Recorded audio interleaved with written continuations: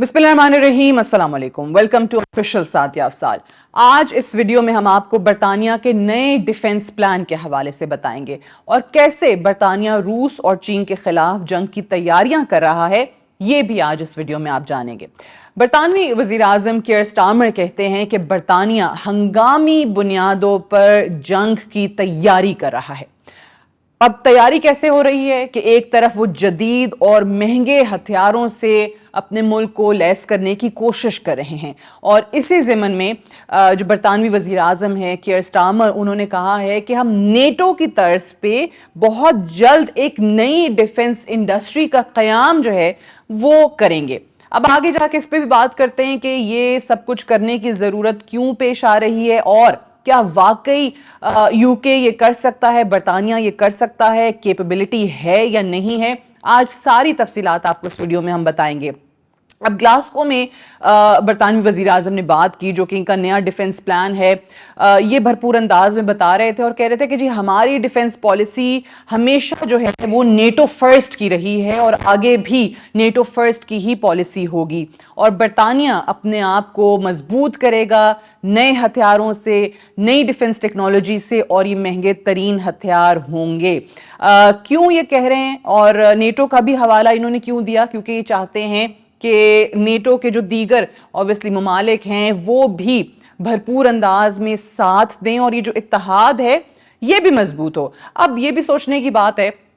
कि एक तरफ हम यूरोपीय यूनियन को भी देखते हैं और फिर नेटो को भी देखते हैं, तो क्या वजह है कि इस बार जो यूरोपीय ममालिक हैं उनके इत्तेहाद पे इतनी ज़्यादा जोर दिया जा रहा है। इतनी बार बार तमाम ही लीडरान कहते हैं कि जी हमें यूरोप को मजबूत करना है, हमें अपनी यूनिटी को जो है वो मजबूत करना है। उसकी भी एक बहुत बड़ी वजह है और अगर आपको याद हो तो ये वजह मैं अपनी कुछ पहले की वीडियोस में बता भी चुकी हूँ। ख़ास तौर से प्रेसिडेंट ट्रंप के आने के बाद उनके सेकेंड टेन्योर में जो उनकी नई पॉलिसी है यूरोपीय ममालिक को लेकर, वो बहुत बड़ी वजह बनी है। इस पे आगे जाके मैं आपको बताती भी हूँ। अब डिफेंस प्लान पर बात करते हुए बरतानवी वज़ीर आज़म कीयर स्टारमर ने ये बताया कि ये जब पूरे हम अपनी डिफेंस इंडस्ट्री की ओवरहॉलिंग कर लेंगे तो उसके बाद अगर आप देखें तो नेटो से लेकर अब तक, यानी जब से नेटो का ये इदारा बना है उसके बाद से लेकर अब तक का सबसे बड़ा कंट्रीब्यूटर जो है वो बरतानिया बन जाएगा और बहुत जल्द वो ये कहते हैं कि जी नेटो ममालिक में बरतानिया सबसे ज्यादा जदीद असलहा बनाने वाला मुल्क बन सकता है। और डिफेंस सेक्टर में उन्होंने कहा कि जी हम बहुत ही वॉर फुटिंग्स पे काम कर रहे हैं और बहुत ही जदीद हमारी जो रिसर्च है और तहकीक है वो भी हम जंगी बुनियादों पर कर रहे हैं। तो यकायक क्या हुआ, सब लोग ये सोच रहे हैं कि जी अचानक क्या हुआ कि बरतानिया के वज़ीर आज़म ये बात करने लग गए हैं। अच्छा, एक बड़ा दावा इन्होंने किया है और वो दावा ऑब्वियसली सबको सुन के हैरत भी हुई। उन्होंने कहा कि 2035 तक, यानी 2035 तक, यानी सिर्फ और सिर्फ इस 10 साल के अरसे में हमारी मिलिट्री 10 गुना ज्यादा ताकतवर और लीथल बन जाएगी। 10 सालों के अंदर ये बरतानवी वज़ीर आज़म को क्यों ऐसे लग रहा है, आखिर वो ऐसा क्या करने जा रहे हैं कि उनको लगता है कि हमारी मिलिट्री सबसे ज़्यादा मजबूत होगी और सबसे ज़्यादा लीथल होगी, यानी मोहलक होगी। अच्छा, अब एक तरह से देखा जाए तो जो अमेरिकी सदर प्रेसिडेंट ट्रंप हैं उन्हीं की पॉलिसी को फॉलो कर रहे हैं। तमाम यूरोपीय लीडरान भी आपको वही पॉलिसी जो गाइडलाइन कह लीजिए कि प्रेसिडेंट ट्रंप से मिली है उसी को फॉलो करते हुए नजर आ रहे हैं। क्यों? क्योंकि प्रेसिडेंट ट्रंप ने तमाम यूरोपीय ममालिक को कह दिया था अपने आने के बाद, खुद को डिस्टेंस किया यूरोपीय ममालिक से और ये कहा कि जितने भी यूरोपीय ममालिक हैं, चाहे वो नेटो के रुकन ममालिक हैं, यूरोपीय यूनियन के रुकन ममालिक हैं, कि अमेरिका ने बहुत कुछ कर लिया उनके लिए, अब ये टाइम है कि ये यूरोपीय ममालिक खुद अपने आप को संभालें। और उसी पॉलिसी को फॉलो करते हुए बरतानवी वज़ीर आज़म ने ये कहा कि जी हमारी कोशिश है कि हम अपने डिफेंस बजट को बढ़ा दें और जो अनाउंसमेंट हुई है वो ये हुई है कि जी डिफेंस बजट को जीडीपी का 3% किया जाएगा और उनको लगता है कि जी इससे हमारा जो डिफेंस सेक्टर है उसमें रोजगार के भी ज्यादा मौके पैदा होंगे। ऑब्वियसली डिफेंस सेक्टर बढ़ेगा तो डिफेंस सेक्टर में जॉब्स भी आएंगी। कोई भी सेक्टर हो, कोई भी शोबा हो, वहां पे अगर आप उसको तरक्की देते हैं तो ऑब्वियसली रोजगार के मौके पैदा होते हैं। अच्छा, यहाँ पे मैंने आपको बताया था कि रूस और चीन के खिलाफ किस तरीके से खुद को तैयार कर रहे हैं। क्या वाकई रूस और चीन के खौफ से ये सब कुछ हो रहा है? तो روس کا ذکر کرتے ہوئے انہوں نے کہا تھا کہ جی ماسکو کی طرف سے جو اشتعال انگیزیاں ہیں ان کا سلسلہ جاری ہے اور رشیا برطانیہ کو دھمکیاں دے رہا ہے اور ہماری جو سمندری حدود ہیں اس کے اندر جارحیت کا بار بار مظاہرہ کرتا ہے، اور جس سے ہمارے ملک کے لوگوں کی یعنی برطانیہ میں بسنے والے لوگوں کی زندگیاں جو ہیں بڑی مشکل ہو گئی ہیں، اور یہ بھی کہا کہ اس سے ہمارے لوگوں کی کاسٹ آف لیونگ جو ہے وہ بھی پہلے کی نسبت بہت زیادہ بڑھ رہی ہے۔ تو اگر آپ اوورال بھی دیکھتے ہیں یورپ کو، اور اسپیسیفکلی اگر ہم یو کے کی بات کرتے ہیں، تو وہاں پہ لوگوں کو بہت زیادہ شکایتیں ہیں، اور یہ کاسٹ آف لیونگ بڑھنے کی بات آپ کو ہر دوسرے بندے سے برطانیہ کے اندر سننے کو ملتی ہے۔ اچھا، یہ کوئی پہلا موقع نہیں ہے کہ کھل کے اس طریقے سے برطانوی وزیراعظم نے بات کی ہو۔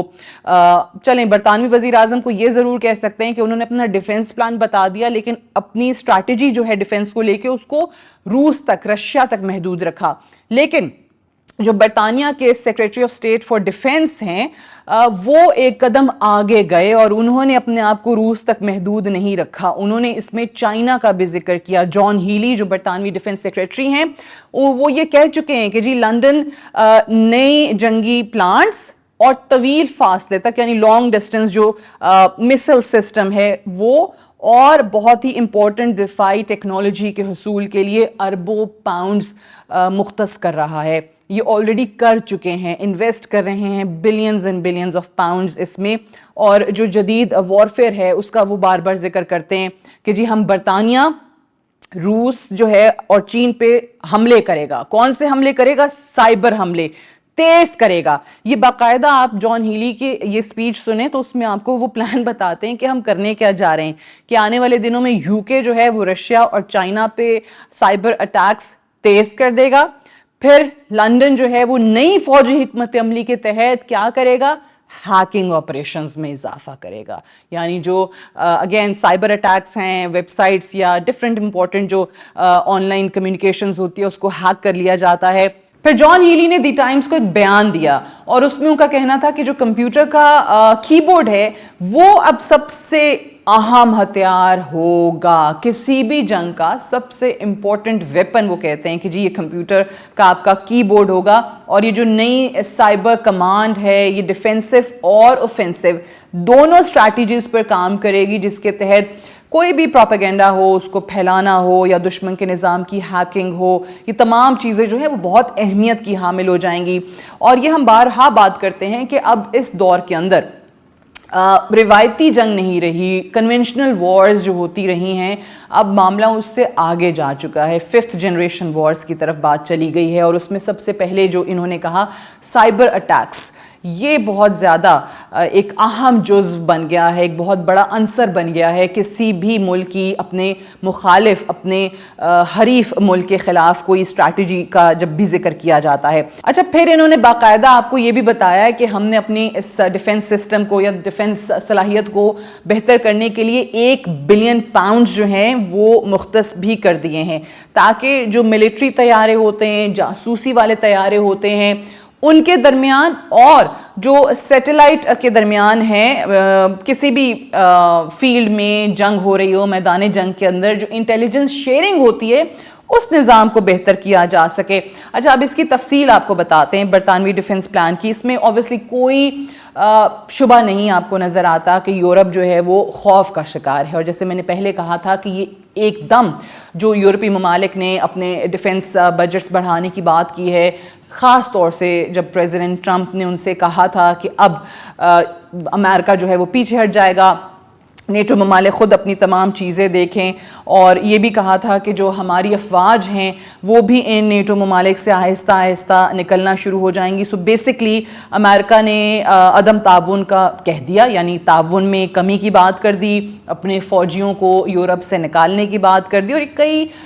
مہینوں سے ہم دیکھ رہے ہیں پریزیڈنٹ ٹرمپ کے آنے کے بعد سے یہی وہ بار بار کہہ رہے تھے کہ یورپ اپنی سیکیورٹی کی ذمہ داری خود لے، امریکہ جو ہے وہ مزید اب بوجھ برداشت نہیں کر سکتا، اپنے بلبوتے پر ان کو جو کچھ بھی کرنا ہے وہ کرنا ہوگا، اپنے پیسے پہ اپنی سیکیورٹی کو بہتر بنانا ہوگا، تمام یورپی ممالک کو اپنا ڈیفنس بجٹ بڑھانا ہوگا۔ تو یہ ہم بہت عرصے سے سن رہے تھے، اور پریزیڈنٹ ٹرمپ کے دوسرے ٹینور کے بعد اور اس پالیسی کے بعد یورپ جو ہے وہ خود کو صحیح معنوں میں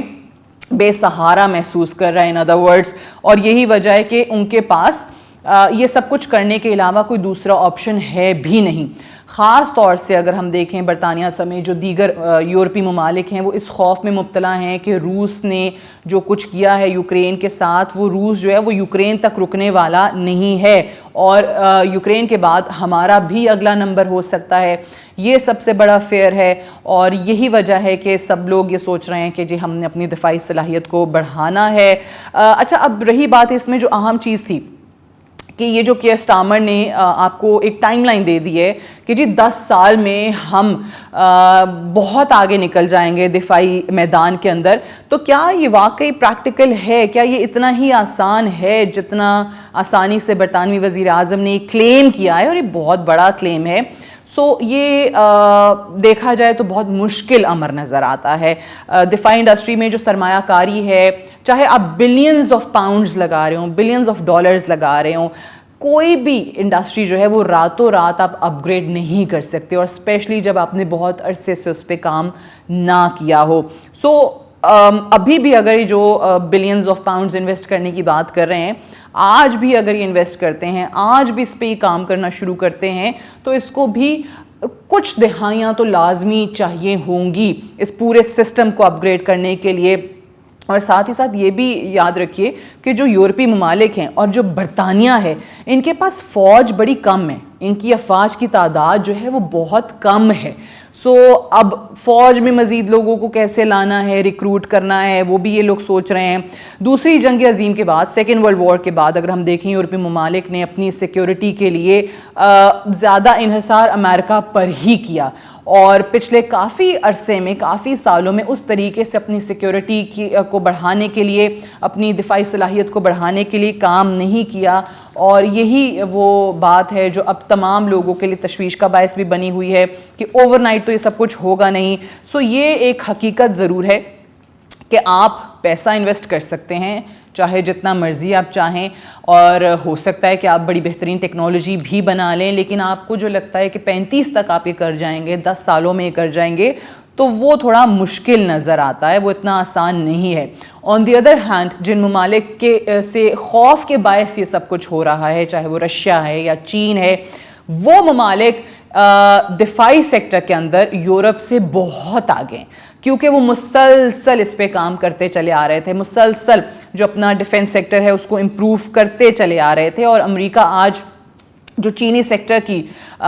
ٹیکنالوجی میں ترقی ہے، جو دفاعی سیکٹر میں ترقی ہے، اس سے وہ بہت زیادہ گھبرایا ہوا ہے۔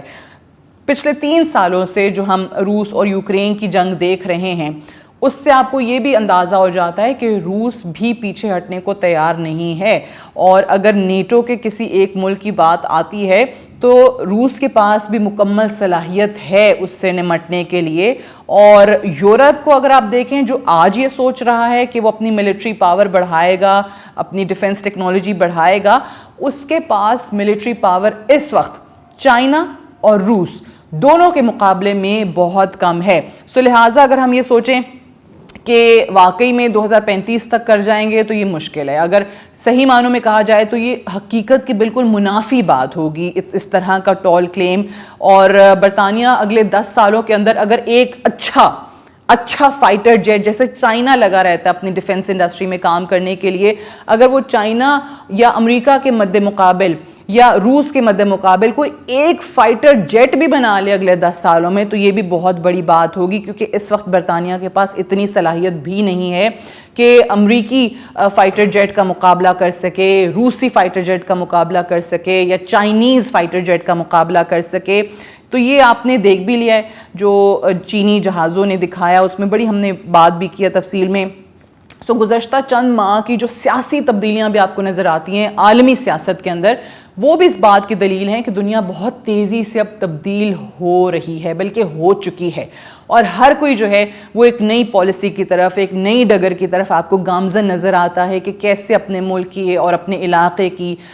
سیکیورٹی کو سامنے رکھتے ہوئے آپ کو بہت مختلف فیصلے نظر آئیں گے، وہ فیصلے جو شاید ماضی میں کبھی ان ممالک نے، ان کے سربراہان نے سوچے بھی نہ ہوں، لیکن چند سالوں میں ہم صحیح طریقے سے اندازہ لگا سکیں گے کہ جی برطانیہ کا یہ جو ڈیفنس پلان ہے یہ کس حد تک کامیاب ہوتا ہے۔ ایز آف ناؤ یہ کتابی بات تو ضرور لگتی ہے، آپ کو کہنے میں تو بڑی اچھی لگتی ہے، یہ کلیمز دل کو تو بڑا بھاتے ہیں، برطانوی عوام بھی خوش ہو جائے گی، لیکن یہ کتنا پریکٹیکل ہے یا کتنا ریئلسٹک اس میں اپروچ کو سامنے رکھا گیا ہے، یہ تھوڑا مشکل فیصلہ ہے، اور یہ آپ کو آنے والے وقت میں ہی پتہ چلے گا۔ چند ایک سالوں میں یہ تمام معاملات برطانوی عوام کے سامنے اور پوری دنیا کی عوام کے سامنے آ چکے ہوں گے۔ آج کی ویڈیو کے حوالے سے do give us your feedback, like, comment, feedback دیتے رہا کیجئے تاکہ اس طرح کی اور ویڈیوز بنانے میں ہمیں آسانی ہو۔ Thank you so much for watching.